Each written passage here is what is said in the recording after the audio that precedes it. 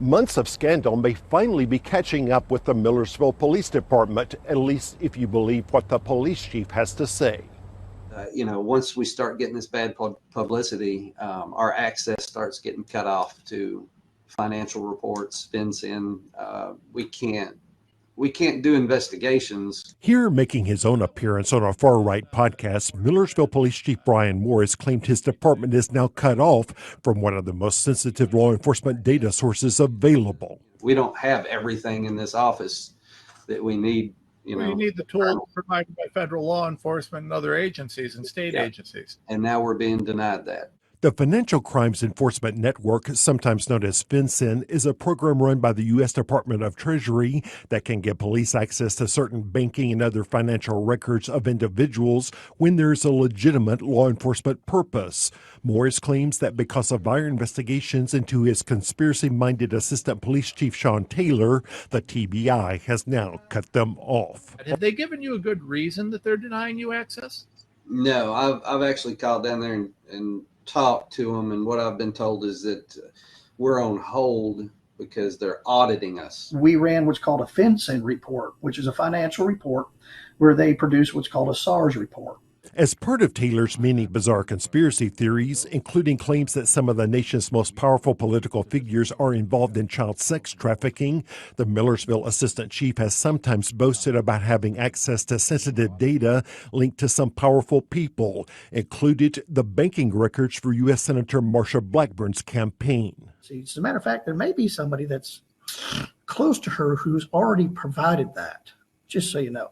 File about yay thick. The TBI declined to comment. Still, individuals who have been interviewed say TBI agents are trying to determine if Taylor or anyone else at Millersville used law enforcement databases, including the FinCEN data, to investigate their political enemies. Chief Morris insisted it's not true. But these reports we run, we're not running them on just everybody we don't like. We're running them for a legit reason, and the ones that we had received back, we got what we thought we were going to get. But it turns out Millersville doesn't just have a conspiracy cop, they've also apparently got a conspiracy chief.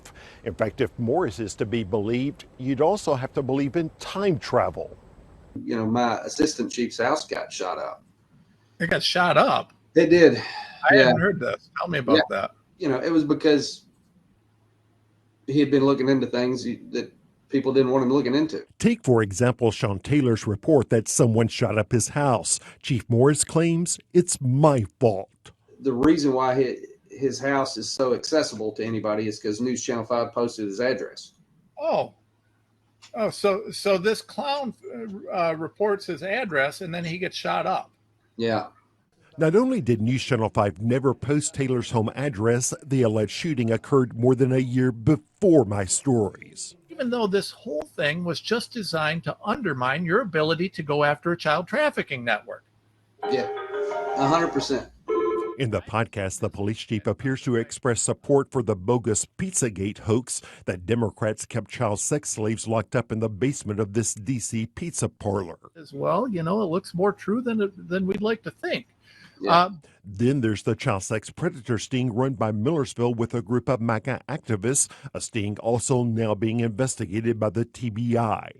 Can we chat at the house or should we not wait until... Cannot chat without one of the officers present. Yes. Okay. Secret recordings obtained by News Channel 5 Investigates from that sting show it was volunteers who were posing online as a 12-year-old girl, not police as required by state law. But when one case went to court, the lead detective testified that Millersville police did all the texting.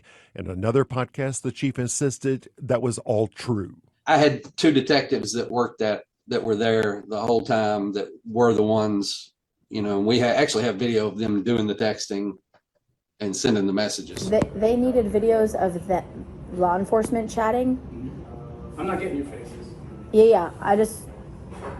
I'm cool with it, but they wanted to show law enforcement, not us touching the phones. In fact, the recordings show there were conversations about having the detectives pose for videos as if they were the ones doing the texting.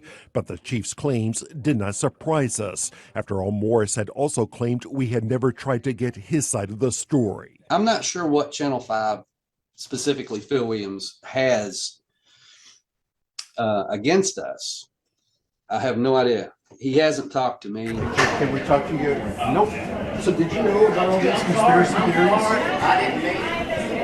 Well, why won't you talk to us about this, Chief? I don't have anything to say to you. In fact, we had tried more than once. The reason why I'm not going to say anything to you is because I don't like you. Perhaps most shocking to me personally came when Morris was asked about what he thought was the reason for my investigation. The only thing I can think is that you are a pedophile or you're covering for somebody that is. That's the only issue or the only reason I can come up with. Phil Williams, News Channel 5 investigates.